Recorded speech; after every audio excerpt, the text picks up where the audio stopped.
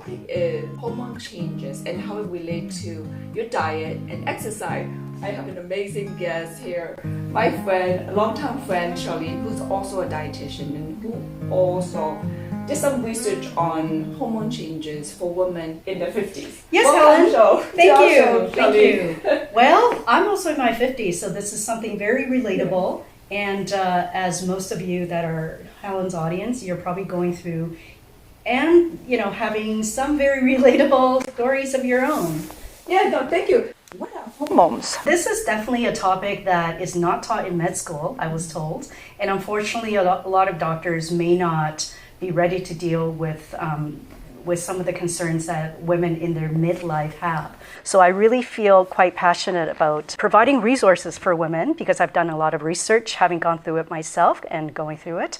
And a lot of friends, if you are out with your girlfriends and you're around 50, you know the topic is going to go there at some point. So it is something, there's a gap in the system that's not being addressed. So to begin, hormones, I would call it like the juices in the body. Okay, we need hormones in our body to stimulate different functions. You have a lot of different hormones, but in perimenopause or menopause time frame, we're really zeroing on the sex hormones, which are the estrogen, progesterone, and testosterone. So those are the three sex hormones, but they do affect other types of hormones. You have hormones that are stress hormones. You have hormones that actually regulate your appetite. But for today, talking about menopause, it's really about the sex hormones.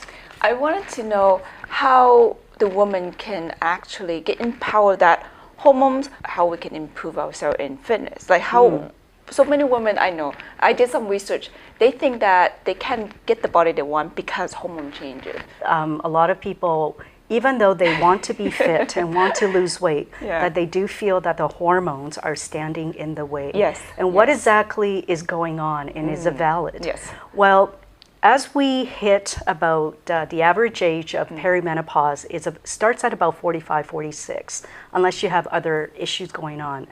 And what that does is it slowly decreases until the average time frame of about 51, 52, when the hormones go very low and you stop getting your period. And that's called the start of the menopause. Menopause is defined as 1 year after your last period. Okay. And I want to just preface, by no means am I a gynecologist. Today I would like to really share some resources of really credible gynecologists on YouTube that have amazing content and lots of credibility. So I'll talk about that later. But when it comes to hormones, it does give you vitality.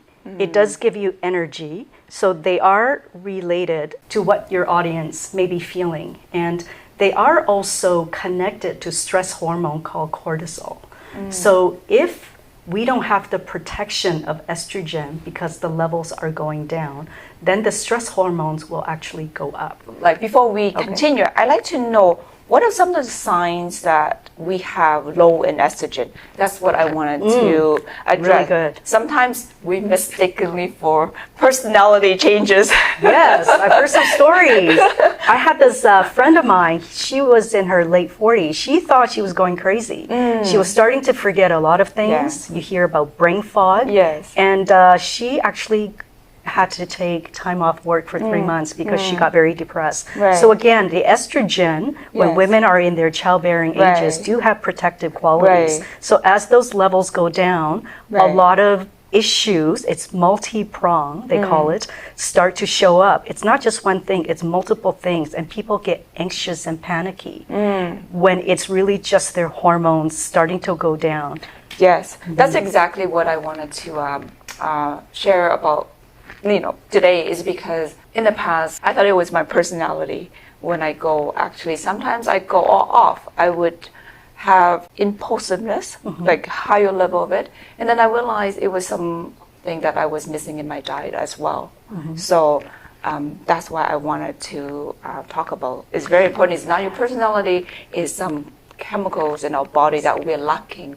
And then have Charlene here to share with you how you can make it better. Yeah, absolutely. And it's I sympathize with Helen and myself and all the women in the world because they're going to spend half their lives sort of in a different transition state. Right. And the best way to arm yourselves, I was saying to Helen, everybody after 45 really should take an educational course. And I want to refer you to today a very excellent, credible source on YouTube called Menopause Taylor. So if you want to Google her, Menopause Taylor, she actually goes into different lessons and take you through all the different stages of menopause and what you can do about it in terms of diet and exercise. But locally in Vancouver, there's also a Facebook group that is free that is called Menopause Chicks. Wow. And actually, it's a friend of my friend who started it because she wants to empower women. And it's free to join, and anybody can ask questions, and they share a lot of really great resources. Right. And the third resource I want to share that was also recommended to me by multiple doctors is a clinic called Westcoast Women's Health Clinic. And it is fee for service in the sense that they do have annual because they do hormone testing and that sort of thing, and those are quite costly. You know, aging does cost more money. And I had actually a friend say it costs me about $300 a month in general to be over 50.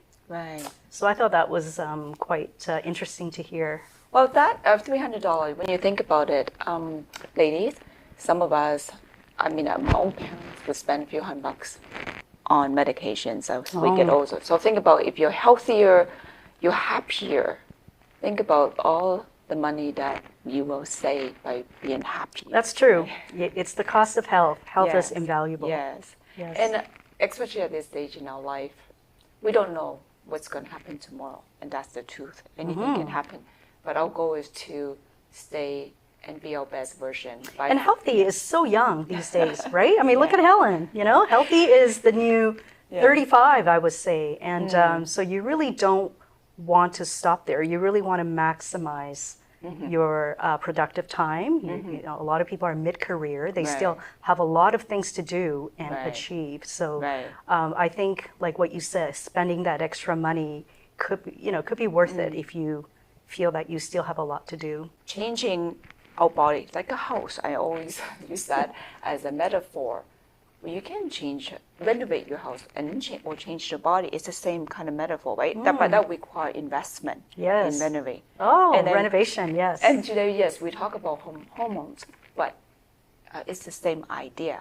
What can we do to help us increase that estrogen? And you know, again, you each person will have different needs, and that's why it is important to have a talk with your family doctor who can perhaps then refer you to a specialist who can then ask you about symptoms. And a lot of it is symptom management, like hot flashes and not sleeping and all that stuff that cascades and multiplies. You know, one thing leads to another. So it is a journey, and I would say it's almost like taking a course. It's almost like taking a 1 to 2 year course. And I think it's a good investment because this course is going to pave the way for your next 30, 40 years. So if you don't really understand what's going on, a lot of people, they might have a very difficult time, and relationships breaks up because of it.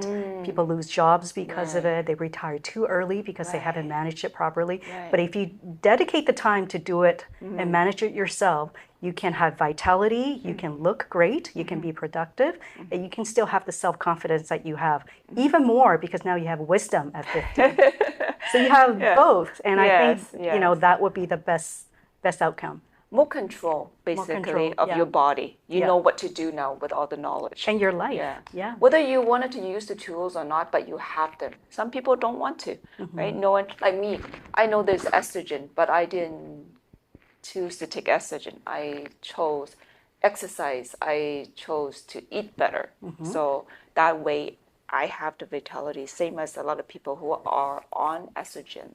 Yeah, it's totally a personal choice. It really depends on a lot of factors that only you and your provider should discuss, but no two people are alike. And some people have family histories that precludes them from having estrogen. But, you know, estrogen, it's an stimulating anabolic hormone. So it has stimulating effects. So if you have a lot of family history of cancer, or if you are going through cancer, you definitely don't want to be taking that because it stimulates cancer cells if you already have it. But for people that don't have it, there's no such concern. Again, this is a private conversation for you and your doctor. And then, but if you do need it and don't have any risk factors, there are studies that there's so many benefits. It protects your bones, protects your heart, protects your muscles, protects your brain. So really have that conversation with the appropriate provider, more or less the specialist. When should a woman seek medical advice, like go and see the doctor? What kind of symptom or sign that they should, pick up the phone or pay a visit? That's such a good question. I wish I saw somebody, but I didn't recognize that I was going through it. And that's why I thought, if you're any age after 45 and you start feeling overwhelmed, very tired, your periods are irregular and you just have trouble sleeping, you are anxious or depressed, feel like the world... Am I going mad? If you think, what is going on with me? Am I going mad? Right. And if you have those thoughts, I think you should see the doctor. And they may diagnose you and run lots of tests. But if they don't say it, maybe you should say it. You should ask to see a gynecologist to see if that's the issue. Because sometimes GPs, they are looking for so many different things. They may not clue in that is the reason. That's the bigger picture. So I wish I kind of have known that, because I think I delayed 2-3 years when I could have gotten help earlier. So many of us women, sometimes we actually, we change and then we associate that behavior maybe with our environment. And it's not fair for our loved ones have to experience our changes. That's true.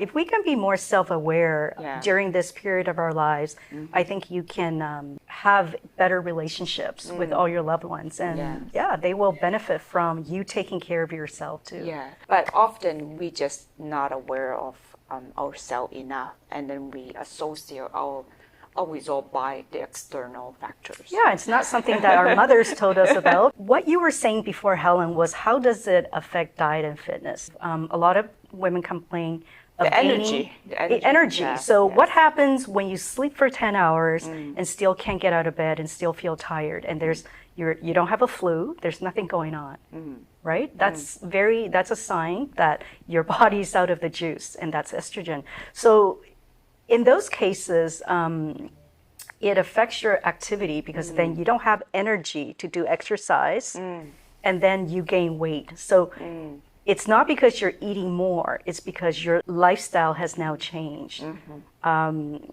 So that's something to think about. And you're moving less, right? You're burning less calories. Right. So people say, oh, I can't do as much, and therefore you're not spending as many calories. So that's estrogen decreasing, unfortunately. Also, in our 40s, we start getting something called sarcopenia, which is losing muscle mass as we go through life. And that is a function of lowering testosterone and estrogen and progesterone. And that happens to men too. So as the testosterone decreases, you lose muscle, and then you sleep more and you don't exercise more, you're going to gain weight. Again, multifactorial, but it comes down to all these things are happening to you because your body's hormones are changing. There are certain foods that give you phytoestrogen, which is plant-based estrogen, and the soy family, tofu, does give you slightly more estrogen in your system. You would have to eat soy maybe twice a day to experience that kind of change, but if you're just on the cusp, it can provide a little buffer.